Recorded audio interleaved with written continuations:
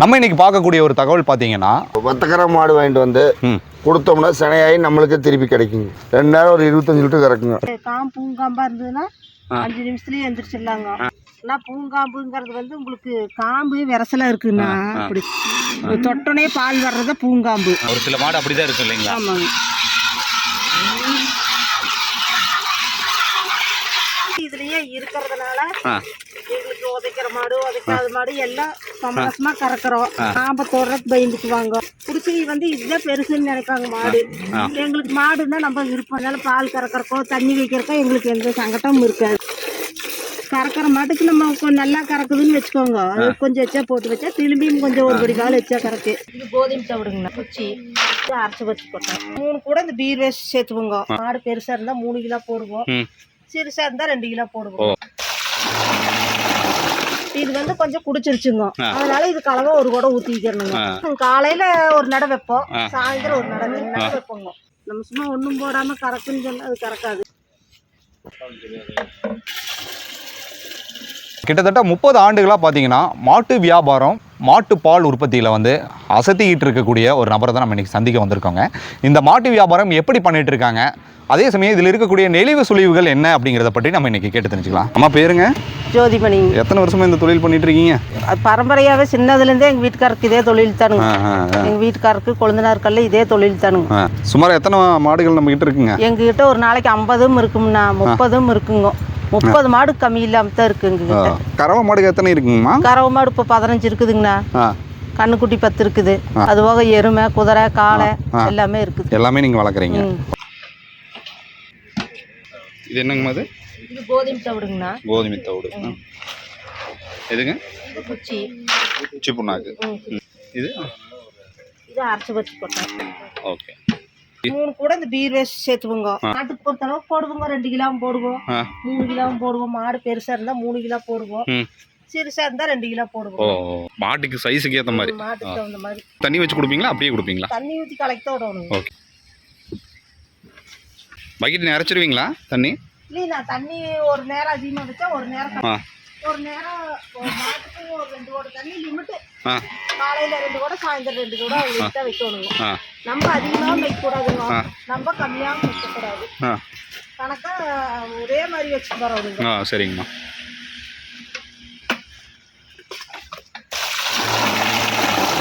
இது வந்து கொஞ்சம் குடிச்சிருச்சுங்க. அதனால இது கலவை ஒரு கூட ஊற்றி வைக்கணுங்க. லிமிட்டா? ஆமாங்க. குடிக்காத மாடா இருந்தா இதுல 2 குடம் ஊத்துறதானுங்க. இந்த குடத்தில் 2 குடம் ஊத்துவீங்க. நார்மலா தண்ணி கொடுக்க வேண்டியதில்லை, இதுவே போதும் இல்லைங்களா? இதே தான் காலையில ஒரு நடை வைப்போம், சாயந்தரம் ஒரு நடை வைப்போங்க. அவ்வளவுதான். அது போக வேற என்ன? மக்காச்சோள தட்டு அதெல்லாம் வெறும் வைக்கல் தானுங்க. வைக்கப்புல் மட்டும்தான். அது பால் உற்பத்தி கொஞ்சம் அதிகப்படுத்துதுங்களாமா? வைக்கப்புல் நம்ம தவிடு புண்ணாக்கு போடுற அளவுக்கு இருக்குதுங்க. பச்சை மேவு போட்டா கொஞ்சம் தவிடு புண்ணாக்கு கம்மியா போடலாம். இப்போ நம்ம வரமேவு போடுறதுனால கொஞ்சம் தவிடு புண்ணாக்கு வச்சா போட்டுக்கிறதானே, அதுக்கு இது ஈக்குவல் பண்ணி. ஓ சரிங்கம்மா. சரி சரி. அண்ணா வணக்கண்ணா. வணக்கம். உங்கள் பேருங்க? நம்ம பேர் யுவராஜுங்க. யுவராஜ். அண்ணா நீங்கள் என்ன தொழில் பண்ணிட்டு இருக்கீங்க, அந்த தொழிலை பற்றி முழுமையாக நீங்கள் கொஞ்சம் சொல்லுங்கள். அதாவது வந்துங்க, வத்தக்கரை மாடு வாங்கிட்டு வந்து கொடுத்தோம்னா சினையாகி நம்மளுக்கு திருப்பி கிடைக்குங்க. இது 30,000 ரூபாய்ன்னு வச்சுக்கோங்க. இது செனை பிடிச்சி கண்ணு போகிற சமயத்தில் ஒரு 75,000க்கு விற்கிங்க. அதை வாங்கிட்டு போய் வளர்த்துவாங்க. அதாவது வத்தக்கறவையாக உங்ககிட்ட கொடுத்தா நீங்கள் வந்து அதை செனமாடாக மாற்றி கொடுப்பீங்க? இல்லைங்க, நாம் வந்து வாங்கிட்டு இப்போ வத்தக்கரையாக வாங்கிட்டு வராங்க, செனமாடு வாங்குகிறோம், எல்லா மாடும் வாங்கிட்டு இருக்குங்க. ரைட்டுங்களா? மாட்டு தகுந்த ரேட்டுங்க. இப்போ நீங்கள் மாட்டு வியாபாரம் தான் பண்ணுறீங்க? ஆமாங்க. எத்தனை மாடு இருக்குங்க இப்போ நம்மகிட்ட? நம்மகிட்ட 30 இருக்குதுங்க. 30 மாடு. ஆமாங்க. அது தினசரி மாறுபட்டுட்டே இருக்குங்களா? ஆமாங்க. டெய்லி இப்போ ஒரு 5 போகுங்க, திருப்பி 5 வரும். இந்த மாதிரி ஒரு வந்துட்டு போயிட்டு இருக்குங்க. யாருக்கா கஸ்டமருக்கு வந்து கேட்டாங்கன்னா நம்மளுக்கு பழக்கம் முக்கிற இப்போ நீங்கள் வந்துக்கிறீங்க, உங்களோட இருக்கிறவங்களுக்கு ரெகுலராக கொடுத்துருக்குறோம், நம்ம கொடுத்துருக்குறோம். அவங்களுக்கு எந்த பொருள் நல்ல பொருளாக கொடுத்துருவோங்க. ஓகே. இப்போ இந்த இடத்த பார்த்தேங்க. சரிங்க. எல்லாருமே மாடை வந்து ஒரு செட்டில் போட்டு கட்டி வச்சிருப்பாங்க. நீங்கள் ஒவ்வொரு இடத்துல தனித்தனியாக மேய்ச்சலுக்கு விட்டு கட்டிருக்கீங்க. செட்டுக்குள்ளார கட்டினா மாடு வந்துங்க காலில் வந்து புண்ணாயிருங்க. மாட்டுக்கு மாடு ஹீட் ஆகிற போது காய்ச்சல் வரும் அந்த மாதிரி இதுக்கு கொஞ்சம் ஃப்ரீயாக கட்டிட்டா மாட்டுக்கு அந்த எஃபெக்ட் இல்லைங்க. அதனால தான் இப்படி தனித்தனியாக கட்டி. ஆமாங்க. இப்போ இந்த இடம் உங்களுக்கு சொந்த இடங்களாண்ணா? இல்லைங்க, நம்ம வந்து வாடகைக்கு இருக்குங்க. குத்தகைக்கு எடுத்துருக்கீங்க அப்படி தானேங்க? ஆமாங்க. ஓகே, இந்த குத்தகைக்கு எடுத்து இந்த எப்பவுமே நீங்கள் இங்கே தான் இருப்பீங்களா? ஆமாங்க, நாங்கள் எப்போ இங்கே இருப்போம். இப்போ யாராவது மாடுகள் வேணும் அப்படின்னா இங்கே வந்து டைரெக்டாக பார்த்து கூட டைரெக்டாக வந்து பார்த்து வாங்கிட்டு போகலாங்க.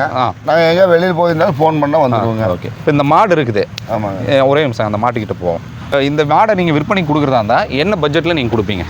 இது வந்து ஒரு 35 ரூபாய் கொடுப்போங்க. 35,000. ஆமாங்க. ஓகே, இது வந்து வத்தக்கறவைங்களா எப்படி? வத்தக்கறவை பால் ஒரு 7 லிட்டர் வருங்க. 2 நேரம் ஒரு 6 லிட்டர் தோக்கம் கறக்குங்க. 7 லிட்டர் வரும். ஓகே, டைமுக்கு 3 கணக்கு வச்சுக்கலாங்க. இப்போ நம்மகிட்ட வந்து 30 மாடுகள் இருக்கு. அந்த 30 மாடுகளில் அதிகபட்ச ரேட்டுக்கு இருக்கக்கூடிய மாடு எதுங்க? அதிகபட்ச ரேட்டுக்கு இருக்கிற மாடு வர அந்த மாடுங்க பார்க்கலாங்களா? பாருங்க. மாடு வியாபாரம் வந்து எப்படி நீங்க எந்த மாதிரி நீங்க பண்ணிட்டு இருக்கீங்க? எங்க சந்தைக்கு அந்த மாதிரி போறீங்களா இல்ல நீங்க எப்படி பண்ணிட்டு இருக்கீங்க? காரியமங்கலம் போவோங்க, முத்துநாயக்கம்பட்டி, மைசூருங்க, எல்லா பக்கம் போய் கண்ணு குட்டிங்க மாடுகள் எட்டு வருங்க. ஓகே, இப்போ இந்த மாட்டை பற்றி கொஞ்சம் சொல்லுங்கண்ணா. இது வந்து 2 நேரம் ஒரு 25 லிட்டர் கறக்குங்க. 2 நேரத்துக்கு 25 லிட்டரு. ஆமாங்க. இப்போ வந்து உங்களுக்கு கண்ணு போறக்குன்னு ஒரு 5 நாள் டைம் இருக்குங்க. இப்போ நீங்கள் விற்கிறதா இருந்தால் இந்த மாடு என்ன ரேட்டுக்கு நீங்கள்? இது வந்து 90 ரூபா அந்த கொடுப்போம். 1 லட்சம் பக்கத்தில் வரும். ஆமாங்க. ஓகே, எதனால இதனுடைய ரேட் வந்து அதிகமாகுது? பால் உங்களுக்கு ஜாஸ்தி கறக்குது. பாலை பேஸ் பண்ணி தான் மாட்டுடைய விலையும் நிர்ணயம். ஆமாங்க. ஓகே,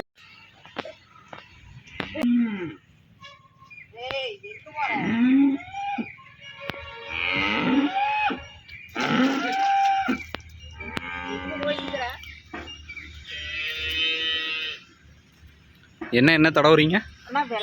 விளக்கண்ணீங்க. விளக்கண்ணை தான். ஓ,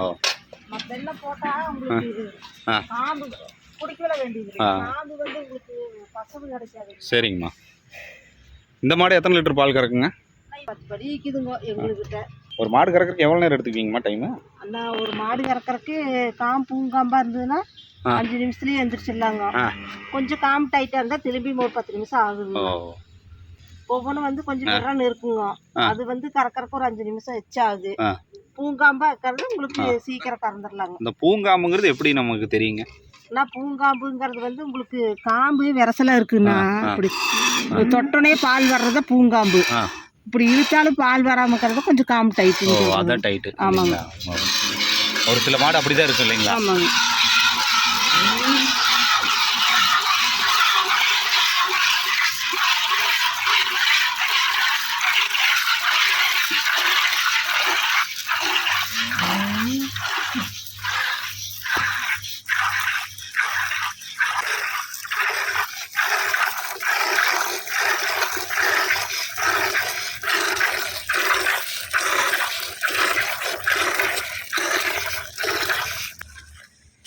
ராமராஜ் எல்லாம் பாட்டு பாடிட்டே பால் கறப்பாரு இல்லைங்க? அந்த மாதிரி பாட்டு பாடிட்டு பால் கறப்பாங்க. ஆமா, செண்பகமே பாட்டு ஒன்று பாடிட்டே பால் கறங்க பார்க்கலாம். அது நெசமா கறக்கறதுல நாங்க நெசமா கறக்குறீங்க. அதுதான் வித்தியாசம் இல்லைங்களாம்மா? அது சும்மா இப்படி கையை முதல்ல மாட்டுக்கிட்டு இப்படி உட்காருவாங்க. உண்மையா அந்த தொழில் செய்யறோம். இப்போ மாடு அணுகிறதுக்கு அந்த அனுபவம் இருந்தால் தான் இப்படி எல்லாம் நம்ம பால் கறக்க முடியும் இல்லைங்களா? பழக்கம் இல்லாதீங்கன்னா அப்படியே கொஞ்சம் பழகிட்டா தெரிஞ்சிடும். இப்போ எங்களுக்கு வந்து இதுலயே இருக்கிறதுனால எங்களுக்கு உதைக்கிற மாடு உதைக்காத மாடு எல்லாம் சமரசமா கறக்குறோம். இப்போ பழக்கம் இல்லாதவங்க வந்து உட்கார்றதுக்கு கொஞ்சம் பயந்துக்குவாங்க, காம்பை தொடுறதுக்கு பயந்துக்குவாங்க. அதுதான் கணக்குங்க. பிடிச்சி வந்து இதுதான் பெருசுன்னு நினைப்பாங்க மாடு. எங்களுக்கு மாடுன்னா நம்ம விருப்பம் நாங்கள்ல. அதனால பால் கறக்கிறக்கோ தண்ணி வைக்கிறக்கோ எங்களுக்கு எந்த சங்கட்டமும் இருக்காது. சரிங்கம்மா.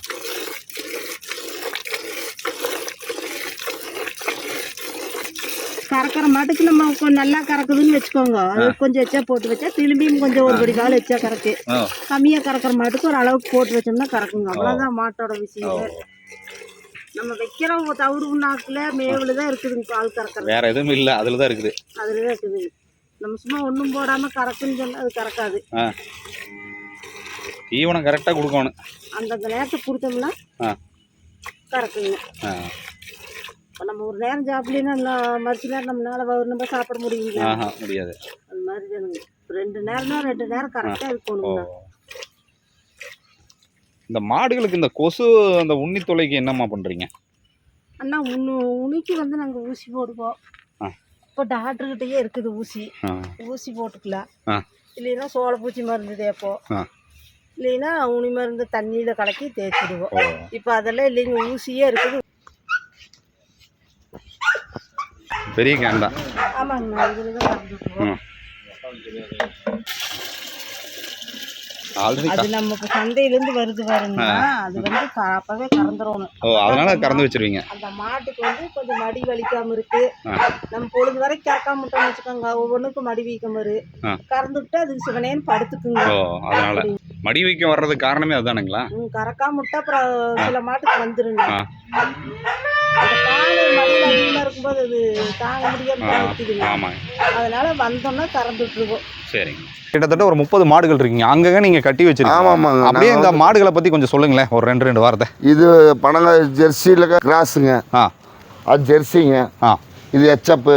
இது ஹெச்அப்பு. ஓகே. அது ஹெச்அப்புங்க. வேறு அது ஹெச்அப்பு. அது ஜெர்சி. அதுங்க அது ஜெர்சிங்க. அப்படியே பார்த்தா எல்லா இடத்துலயும் மாடுகளாவே இருக்குல்ல. ஃபுல்லாக மாடு பூரா அங்கே தான் கட்டிருக்குங்க. வேறு அது அங்கே ஒரு ஜெர்சி கட்டி இருக்குங்க, அந்தாண்ட ஒரு ஜெர்சி கட்டி இருக்கு. எல்லாம் நான் பூரா பத்தக்கார வைக்க வராங்க. அது படுத்துக்கிற ஜெர்சிங்க. அது ஹெச்அப்பு. அது அந்த இருக்கிறது ரெட்டின் கிராஸுங்க. அது ஜெர்சிங்க. அது ஹெச்அப்பு. இது ஹெச்அப்புங்க. இது வந்து ரெட்டின் கிராஸுங்க. ஓகேண்ணா. மாதிரி இருக்குங்க. இருக்கு. ஓகே. இப்போ மாடுகளில் வந்து இத்தனை இன வகைகள் நீங்கள் சொன்னீங்க. இதில் நாட்டு ரக மாடுகள் நம்மகிட்ட இருக்குங்களா? நாட்டு ரக மாடு வந்து 2 குட்டி தான் இருக்குதுங்க, மாடு இல்லைங்க. நாட்டு ரகத்துக்கு இது ஒரு ரகங்க. என்ன ரகங்கண்ணா இது? இது வந்து காங்கேய கிராஸும்பாங்க. ஒரு அங்கே ஒரு அது காங்கேய கிராஸ் தானுங்க. அது அதையும் பார்க்கலாங்களா? இது வந்து காராம்பசு கூட சேர்ந்துங்க. அந்த ஒயிட் கன்று இருக்குது பார்த்தீங்களா? ஆமாங்க. அது மயிலம்பாடிங்க. இது அது வந்து நம்ம நாட்டில் கிராஸ். நாட்டில் கிராஸ் மாடு. ஆமாங்க. இது பழங்காய். இது ரெட்டின் கிராஸுங்க. இது ஹெச்அப் கண்ணுங்க. இது ஜெர்சில் கிராஸுங்க. இப்போ இத்தனை மாடுகளோட இனங்களையும் நீங்கள் எப்படி நீங்கள் கற்று வச்சுருக்கீங்க? அந்த தொழிலே இருக்கிறனால? அதுலேயே இருக்கிறனால நம்மளுக்கு அனுபவங்க. இதில் அதிகபட்சமான பால் எது சுரக்கும், கம்மியான பால் வந்து எது சுரக்குங்க? ஹெச்அப்பு ஜாஸ்தி கறக்குங்க. சைவா கிராஸ் ஜாஸ்தி கறக்குங்க. ரெட்டின் கிராஸ் ஜாஸ்தி கறக்கு. ஜெர்சி சுமாராக கறக்கு. இந்த மாடு வாங்கணும் அப்படின்னா சரிங்க, நம்ம எதை பார்த்து நம்ம வாங்கணுங்க? மாடு மடி பார்த்து வாங்கலாங்க, வயசு பிடிச்சி பார்த்து வாங்கணுங்க. அவ்வளோ பிரச்சனை இருக்குது. இந்த மாதிரி நிறைய இருக்கு. வயசான மாடும் இருக்கு. இது வந்து தலையத்து கடை 2 பல்லுங்க. இது வந்து ஃபஸ்ட் ஈத்துங்க. இது போய் போட்டிருக்கு ஃபஸ்ட் ஈத்துங்க. அது 4 கன்று போட்டிருக்கு. ஒரு அது வந்து ஃபஸ்ட்டுங்க ஹெச்அப்பு. ஒரு அங்கே படுத்துக்கிறது ஹெச்அப்பு ஃபஸ்ட்டு. அது வந்து ஜெர்சி 2வதுங்க. இந்த மாதிரி இருக்குது. ஓகே. இப்போ கறவை மாடுகளையும் நீங்கள் வச்சுருக்கீங்க? கறவை மாடும் இருக்குங்க, சென மாடும் இருக்குங்க, எத்தனை கண்ணுக்குட்டியிலும் இருக்குங்க. எத்தனை மாடு நீங்கள் கறவை மாடுகள் நீங்கள் இங்கே வச்சுருக்கீங்க? இப்போ வந்துங்க ஒரு 16 மாடு கறவை மாடு. எவ்வளோ லிட்டர் பால் வந்து டெய்லி கறக்குது? டெய்லி வந்து ஒரு 100 லிட்டர் போயிட்டு இருக்கு. 100 150 வரைக்கும் போகும். எங்கே பால் வந்து சப்ளை பண்ணிட்டு இருக்கீங்க? அரோமா கம்பெனிக்கு. ஓகே. எவ்வளோ லிட்டர் வந்து உங்களுக்கு கிடைக்குதுங்க? ஒரு லிட்டருக்கு சார்ஜ் வந்து 39 ரூபா, 40 ரூபா, 41 ரூபா இந்த மாதிரி வருங்க. தீவன வகைகள் வந்து இங்கே இருக்கிற மாடுகளுக்கு நீங்கள் என்னென்ன கொடுத்துட்ருக்கீங்க? வைக்கபிள் போடுறோங்க. ரைட்டுங்களா? சோளத்தட்டு போடுவோம். பருத்திக்கோட்டை புண்ணாக்கு, நிலந்தவிடு, குச்சி, இந்த எஸ்கேஎம் இந்த மாதிரி போடுறோங்க. இதெல்லாமே நீங்கள் கொடுத்துருவாங்க. அதுவா பீர் வேஸ்ட்டுன்னு சொல்லிட்டு ஒரு இதுக்குதுங்க, அந்த டம் இருக்கிறது, அது போடுவோம். இப்போ நார்மலாக பால் உற்பத்தி எஸ்என்எஃப் ஃபேட் வந்து அந்த திக்கு வந்து அதிகப்படுத்துறதுக்கு உங்களுக்கு தெரிஞ்ச தகவல்கள் எதாவது இருந்துச்சுன்னா ஒரு பருத்திக்கோட்டை தான் நமக்கு தெரிஞ்ச தகவலுங்க. பருத்திக்கோட்டை வர பருத்திக்கோட்டை முழு பருத்திக்கோட்டை வந்துங்க. ஒரு மாட்டுக்கு வந்து ஒரு 2 கிலோ கொடுத்தோம்னா கரெக்டாக ஃபேட்டு கீட்டே இல்லாமல் வருங்க. எல்லாமே வரும். இப்போ இந்த மாட்டு வியாபாரம் நீங்கள் 30 ஆண்டுகளாக பண்ணிட்டு இருக்கீங்க. ஆமாங்க. இந்த மாட்டு வியாபாரியா ஒருத்தர் மாறணும் அப்படின்னா சரிங்க, எப்படி வந்து அதை கற்றுக்கணும்? அது வந்து கண்ணுக்குட்டிலேருந்து எக்ஸ்பீரியன்ஸ் வந்து கூட இருந்து ஒரு 2 வருஷம் 3 வருஷம் ஆனால் தான் மாட்டினுடைய இது இந்த பிரீடு ஜாதி அப்படிங்கிறது தெரியும். நார்மலாக தெரியாதுங்க. தெரியாது. மொத்தமாக மாடுன்னு சொல்லிட்டு போயிடுவாங்க. இப்போ நீங்கள் ஒரு மாடை வந்து நீங்கள் விற்பனைக்கு நீங்கள் கொடுக்குறீங்க அப்படின்னா உங்களுக்கு எந்த அளவுக்கு ஒரு லாபகரமாக இருக்குங்க இந்த தொழில்? நம்மளுக்கு வந்து மாட்டுக்கு ஒரு 1000 ரூபா கிடைச்சா கொடுப்போங்க. 1000 ரூபா கிடைச்சா எல்லா டிரான்ஸ்போர்ட் செலவு எல்லா செலவும் கழிச்சது போக 1000 ரூபா, 1500 ரூபா, 2000 ரூபா மினிமம் அந்த அளவுலேருந்து கொடுத்துருவோம். ஓகே. இப்போ இந்த மாடுகள் நீங்கள் விற்பனைக்கு சந்தைகளுக்கு கொண்டு போவீங்களா? சந்தைகளுக்கு புளியமடி சந்தைக்கு கொண்டு போவாங்க, ஈரோடு சந்தைக்கு கொண்டு போவோம். ஒவ்வொரு இடத்துலையும் நீங்கள் சந்தைகளை கொண்டு போவீங்க, ஆமாங்க. அங்கிருந்து வாங்கிட்டு வந்து இங்கே வச்சுக்குவீங்க. சந்தைக்குள்ளார வாங்க மாட்டாங்க, வெளியில தான் வாங்கிட்டு வருவோம். வெளியில லோக்கல்ல பட்டிக்காட்டில் தான் வாங்குவோம், வாங்கிட்டு வருவீங்க. கிராமத்தில் வாங்கிட்டு வருவோம். இப்போ இந்த மாடுகளில் வந்து அவ்வளோதான், இந்த மாட்டுக்கு வந்து இனி வந்து சினை பிடிக்காது அப்படின்னா அந்த மாட்டை நீங்கள் என்ன பண்ணுவீங்க? கோசாலை மாதிரி நீங்கள் அனுப்பிச்சு விட்ருவீங்களா, என்ன பண்ணுவீங்க? இல்லை இல்லைங்க, ஏன்னா பிடிக்காத மாடு வந்து அதாவது வந்து கரெக்டான மெடிசன் கொடுத்தா செனை பிடிச்சிக்கும். எத்தனை ஆண்டுகளுக்கு அந்த மாடு வந்து செனை பிடிக்குங்க? ஒரு கன்று வந்து ஈன்று அந்த கன்று வளருது, அந்த கன்று வளர்ந்து எவ்வளோ ஆண்டுகளுக்கு வந்து அது சினை பிடிக்குங்க? 25 வருஷம் வரைக்கும் இருக்கு அதனுடைய ஆயுட்காலம். அதான் 25 வருஷத்துல எத்தனை ஆண்டுகள் வந்து சினை பிடிக்கும்? அது வந்து உங்களுக்கு 2 வருஷத்துக்கா செனை பிடிக்கிற மாடு இருக்குங்க, வருஷத்து மாடு இருக்குங்க, அந்த மாதிரி இருக்குங்க. இது வந்து உங்களை மாதிரி அனுபவசாலியால தான் சொல்ல முடியும். அதான் சொல்ல முடியும். அதே சமயத்தில் வந்து மாடு உடம்பு கட்டுப்பாடுங்க, ஒரு அது ஒரு கணக்குங்க. அதே சமயத்தில் வந்து வருஷம் இப்போ கண்ணு போட்டாச்சுன்னா அடுத்த வருஷம் கிழமும் கண்ணு போடுற மாடு அது வருஷத்து மாடுங்க. 2 வருஷத்துக்கு ஒருக்க கண்ணு போடுற மாடு இருக்குங்க. இந்த மாதிரி நிறைய விஷயங்கள். ஆமாங்க, நிறைய தகவல்கள் எங்கிட்ட பகிர்ந்துக்கிட்டீங்க. பால் வந்து யாராவது தேவைப்பட்டா உங்களை அணுகலாமா? அணுகலாங்க. ஓகே, கண்டிப்பாக அணுகலாம். மாடு ஏதாவது தேவைப்பட்டாலும் உங்களை அணுகலாம். சரி, உங்களுடைய கான்டாக்ட் நம்பரும் லொக்கேஷனும் திரும்பி சொல்லிடுங்க. கான்டாக்ட் நம்பர் 98ங்க 942 81 927. இந்த இடம் எங்கே இருக்குங்கண்ணா? இது வந்து பொன்னியாம்பூர் கோயில் பாயத்திலிருந்து கருமுத்துப்பட்டி போகிற வழிங்க. நிறைய தகவல் பண்ணிக்கிட்டீங்க. அதாவது மாடு வளர்ப்பு அப்படிங்கிறது சாதாரண விஷயம் கிடையாது. அந்த மாடு வளர்ப்பில் வந்து எண்ணிலடங்காத பல விஷயங்கள் இருக்குது. அந்த விஷயங்களில் பார்த்தீங்கன்னா மாடு வியாபாரி ஒருத்தரை வந்து நம்ம சந்திச்சோங்க. நீங்கள் வந்து மாடு வந்து வேணும், மாடு வியாபாரத்தை நீங்களும் பண்ணணும் அப்படின்னு நினச்சிங்கன்னா இந்த பதிவு நிச்சயமாக உங்களுக்கு உபயோகமாக இருக்கும். மேற்படி பால் வந்து தேவைப்பட்டாலும் இவர் அணுகலாங்க. இவருடைய கான்டாக்ட் நம்பரை நான் ஷோ பண்ணுறேன், தேவையானவங்க அணுகுங்க. நம்மளுடைய சிவாரம் டிவி இன்ஸ்டா பேஜையும் சிவாரம் டிவியும் ஃபாலோ பண்ண தவறாதீங்க. டில் தென் பாய் ஃப்ரம் உங்கள் சிவா. நன்றி, வணக்கம்.